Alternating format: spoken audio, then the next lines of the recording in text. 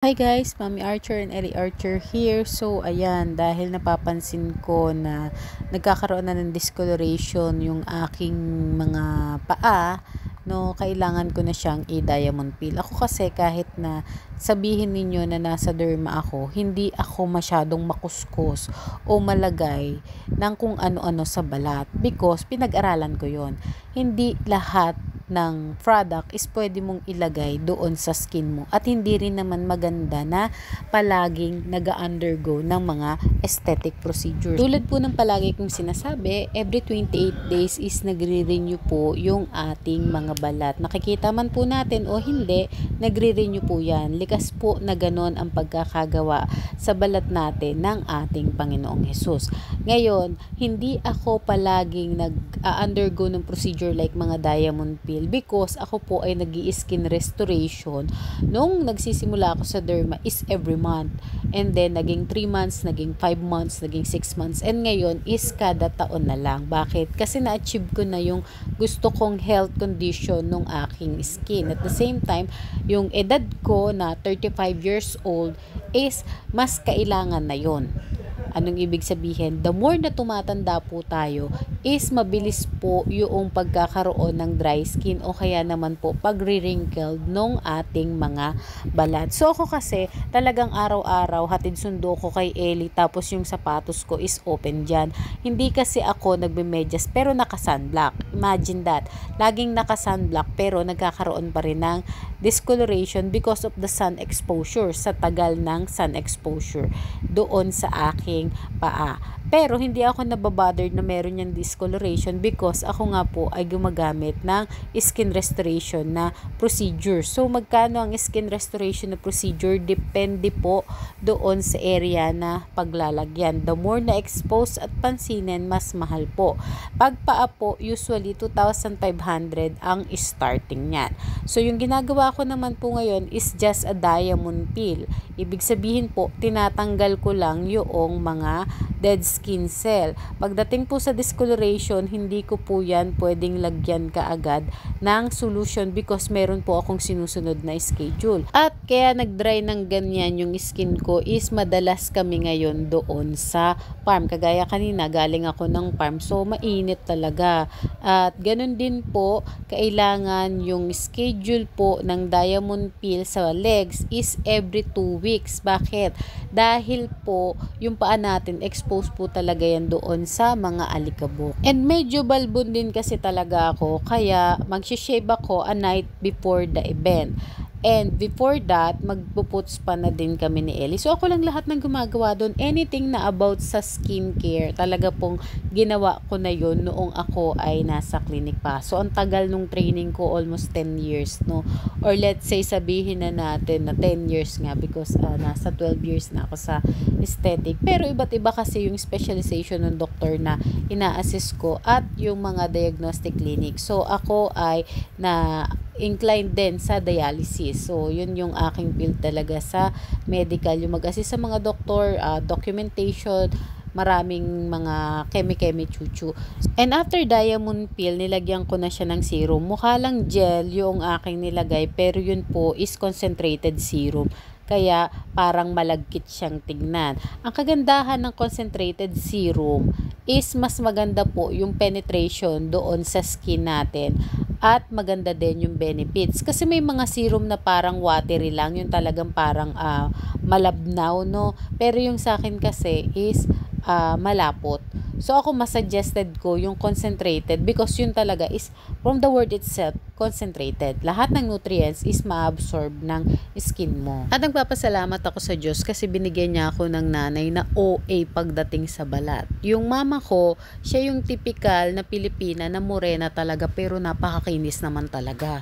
Wala siyang peklat, as in wala ang kinis, parang supermodel yung balat ni mama. Kaya palagi niyang sinasabi sa akin nung bata ako na ingatan mo yung balat mo kasi kapag nagkasugat ka, magkakapeklat ka, ang pangit tignan, hindi maganda sa babae babae, ganyan, ganyan. So, tumatak yun sa isip ko. That's why, kahit nakikipagsabayan ako doon sa mga kapatid kong lalaki, umakyat ng puno o kung ano man yung mga nilalaro namin, iniingatan ko talaga yung balat ko. Not knowing nasa balat din pala ako, i-inclined ng Panginoon, no? Kung hindi ko pinakinggan yung aking mama at puro peklat ako, syempre, hindi naman maganda rin tignan na nasa derma po tayo. So, yun lang talaga, inadapt ko yun sa sinasabi ni mama. And even yung pagiging OA ni mama sa akin, mas OA ako sa anak ko. Kasi nga, syempre lalaki siya. Yung iba, parang, ay, hindi naman yan kasi lalaki naman siya, ganto, ganyan, ganyan. Pero alam niyo po ba na sa experience ko as a medical esthetician sa loob ng 12 years, mas mahirap gawin ang balat ng lalaki kaysa sa babae. Kasi kapag ang lalaki is naging bane sila, no, doon sa kanilang mga balat, sobra po talagang ginagastosan nila yan, lalo na po yung mga nagmo-model. Marami akong experience na yung mga lalaki, they are willing to pay. Talaga, maayos lang yung mukha nila, maayos lang yung balat nila. Pero may mga pagkakataon kasi na kahit ayos na, is yung insecurity is nandun pa din. Kaya nga tama lang din yung tinuro sa akin ni mama na tinuturo ko naman sa aking anak na ingatan mo na wag masira ang iyong balat. At the same time, sa pinag-aralan namin sa medical, no? So, yun talaga, wag po ninyong hahayaan na masira ang inyong balat, pero wag din naman kayong over doon sa pagpapa-aesthetic procedure kasi hindi rin naman po healthy. So, ako ang standard ko pagdating sa professionalism is, ang ibibigay ko lang at ang gagawin ko lang ay kung ano yung present skin condition at kung ano yung needs mo. Sa kung ano ang meron yung skin mo sa present, no? So ako yung medical esthetician talaga na hindi ako maalok. So yung ibang pasyente nagtataka sa akin, bakit hindi ka nag-aalok ng ganito, ng ganyan, ganyan? Bakit yung sa ganito, sa ganyan nag-aalok? Kasi sinasabi ko, hindi naman ho kailangan ng skin ninyo yon. So ako talagang nakapokus ako na hindi rin po gagastos yung pasyente. At the same time, mag-focus tayo sa present. Pag naayos natin yan at talagang maayos yung skin mo, and then i-maintain mo na lang yung sunblock, no? Palagi lang naman, actually sunblock lang talaga yung palagi dapat na meron. At ang sikreto is sunblock. Okay? Kapag oily skin, magagawan natin ng paraan. Pag over-moisturize naman, magagawan din natin ng paraan. Maibabalance natin. Pero, ang pinakamahalaga is condition versus complexion. Hindi po mahalaga kung ano yung kulay ninyo. Ang mahalaga is healthy yung condition ng inyong skin. Palagi ko po yung sinasabi kasi wala na tayong magagawa dun sa kulay.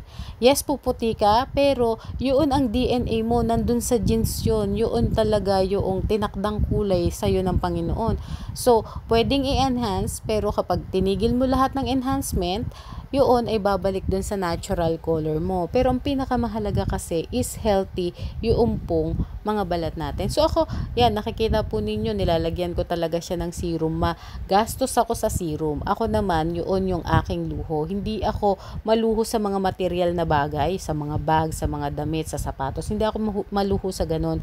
Pero niluluhuan ko yung sarili ko, especially po pagdating po sa paggawa ng sabon at dyan po sa mga serum-serum na yan, no? Ako po yung iba nagpo-formulate yan, kaya naman po ay hinahalo ko doon sa iba pang mga ingredients na alam ko na pag nag-synergistic sila, no, is maganda yung kalalabasan. So, kailangan lang i-moisturize yung skin kasi kahit naka-sunblock nga po yan, pag matagal yung exposure doon sa sunlight, especially po pa ayan, may mga ali-alikabok din, talaga pong sobrang nagiging dry at nag-i-skin na matanda. Pero hindi ako yung tipo na porkit ganito yung trabaho na merong mga ganyan is palagi-lagi. Hindi po. Kasi alam ko din kung ano lang yung pangangailangan ng skin ko.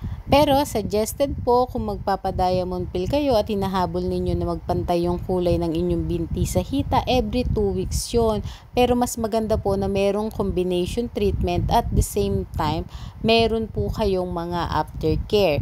Combination procedure and treatment plus aftercare. Ganon din po, siguraduhin ninyo na kaya ninyong alagaan at i-maintain. Kaya yung iba po, package po yung kinukuha. So ako kasi hindi nga kasi ako yung tipo ng medical esthetician na masyadong maalok ng mga bagay na hindi naman talaga kailangan ng pasyente. Kasi dun din tayo nakikita ng pasyente, no? Yung sincerity natin and yung professionalism natin. Meron kasi talaga alok ng kung ano-ano, pero hindi naman na-deliver yung magandang result. So, wag ganon, ha?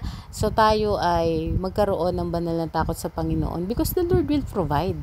Kapag talagang ipagkakaloob sa'yo ng Panginoon ng malaking kita, ipagkakaloob niya yun sa'yo, ang pinakamahalaga is grateful pa rin yung ating mga puso kung paano tayo nagpapasalamat sa Panginoon. So ako naman, kaya ako nagaganyan is because meron nga kaming event sa ni Ellie. At yung damit ko kasi is kita yung legs, pero hindi naman revealing kasi hindi naman ako yung tipo ng babae na para lang masabi na sexy is i-reveal lahat ng dapat i-reveal, no? Hindi. Kasi nandun ako sa pagiging wholesome at the same time, yung passion ko is more on elegant. Kasi alam ko, physically, I'm not sexy, pero yung aking personality, yes, I am sexy and I'm very confident para doon sa aking mga ginagawa, sa aking mga sinasabi, at kung sino at ano ako. Ganun ako ka-confident. Like and share our videos. God bless everyone.